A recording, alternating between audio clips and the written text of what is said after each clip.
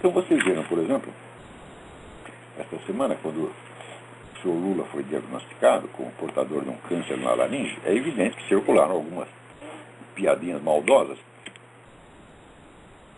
pela internet, mas todas elas provenientes de pessoas absolutamente insignificantes, Zé Mané qualquer, um estudantezinho, uma coisa assim. E na mesma semana, o Reinaldo Azevedo publica na coluna dele o que o chefe da campanha da Dilma escreveu contra ele quando ele teve câncer. Era uma gozação sinistra, ensejando a morte do Reinaldo Azevedo. Isso é normal. Eu já citei para vocês aqui aquele livro, né, I Can't Believe You Said That, que é uma antologia, né, de coisas horríveis ditas por pessoas de esquerda que não são Zé Mané qualquer, não são gente insignificante, mas são líderes, são deputados, são intelectuais, são professores. Eles fazem isso o tempo todo. E daí, quando o Lula fica doente e circula 2 ou 3 piadinhas, nada de tão violento e tão rancoroso quanto a esquerda costuma dizer contra os seus adversários.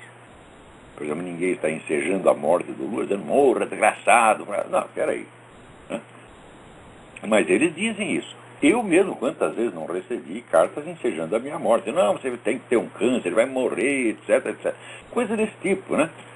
Mesma coisa para o Reinaldo Azevedo. Até o Reinaldo Azevedo lembra o que fizeram com o Mário Covas. O Mário Covas também estava com câncer na cabeça. Os caras não apenas o xingavam, ensejavam sua morte, como lhe deram uma paulada na cabeça. E você vai atingir o órgão que está doente do cara. Isso é coisa típico de esquerdista. Agora, nesta semana aparece gente protestando assim, selvageria anti-Lula. Quer dizer, é uma gente ruim, agressiva, maldosa e hipersensível, né? Quer dizer, que tem uma autopiedade sem fim, uma autopiedade mórbida, coisa de psicótico mesmo, não é de neurótico não, gente, né? Então, ninguém tem mais dó de si mesmo do que o sujeito mau. Quanto mais mau é, mais tem dó de si mesmo. E até a esquerda inteira está infectada disso. Então, eu digo, olha, um esquerdista decente é uma coisa que hoje em dia é impossível existir. Não tem nenhum, são todos assim, é a mentalidade criminosa mesmo. Não tem de ser necessariamente assim. O sujeito não tem de ser assim porque é esquerdista. Mas a esquerda mudou muito nos últimos 50 anos. Tá certo? E foi cada vez mais aderindo, né, a esta ideia de você canalizar todo o ódio existente. Você pega todo e qualquer ressentimento, justo ou injusto, que exista no mundo, né, o ressentimento da mulher contra o marido, o filho contra o pai, né, de todos, e você vai instigando aquilo, instigando, para criar cada vez mais ódio, para todos se sentirem vítimas, ficarem revoltados. Essa política destrói toda a qualidade humana. Toda. Né? Você imagina se cada vez que você sofre uma pequena humilhação na vida, você vai fazer daquilo uma causa política. É isso?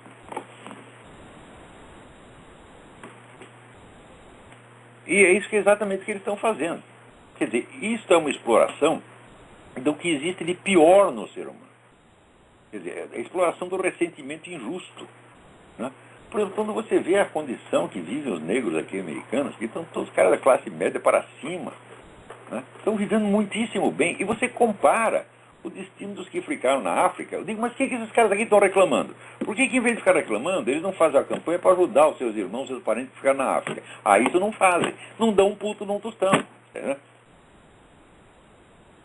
Então, eles não têm mais o que pedir, eles não têm mais o que reivindicar. A condição dos negros aqui é igual de qualquer um.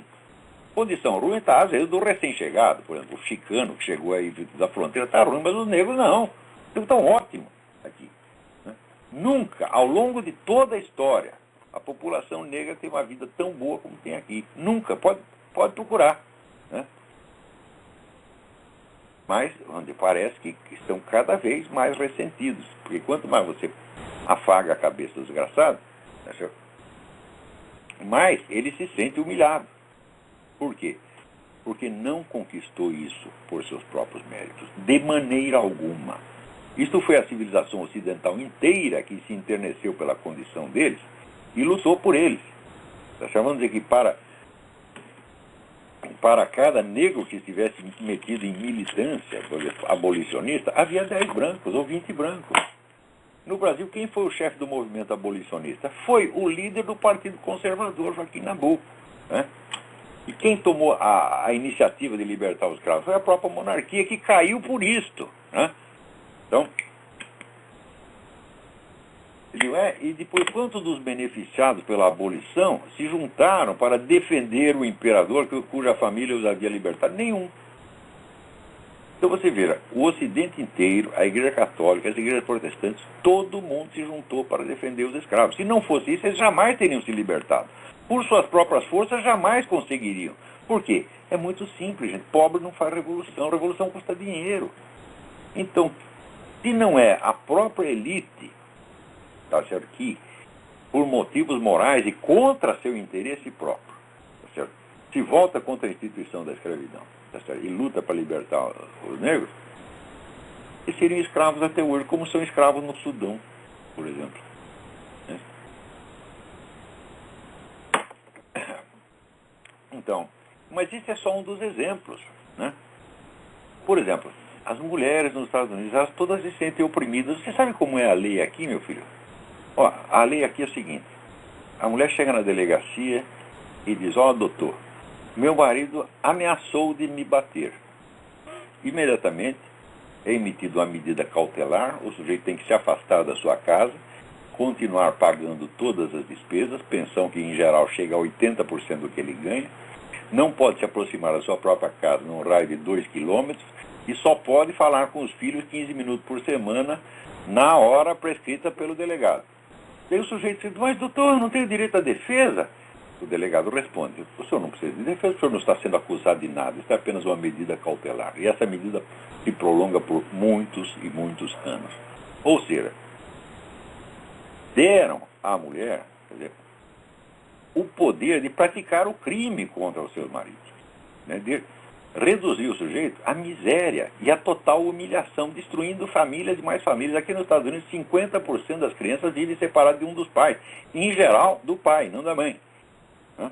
Então, tudo isso foi feito para quê? Teoricamente, eu digo, para compensar injustiças sofridas pelas mulheres. Eu falo, olha, eu sinceramente não acredito em injustiça. Isso aí é só pessoas, vamos dizer, adolescentes, que acreditam assim, que os maridos exploram as mulheres, né? Olha, ao longo de toda a minha vida, eu nunca vi um marido explorar uma mulher. Já vi muita mulher explorar um marido, isso eu já vi. Tá certo? Então,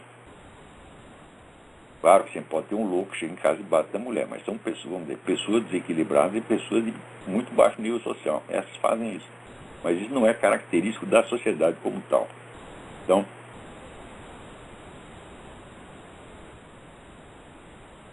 quer dizer, que se você começa a pegar todos os ressentimentos, justos ou injustos, e começa a incentivá-los e dar a esse ressentimento o sentido de um propósito moral elevado, o que termina a consagração completa do banditismo. Todas as pessoas acabam, né, adquirindo a mentalidade criminosa.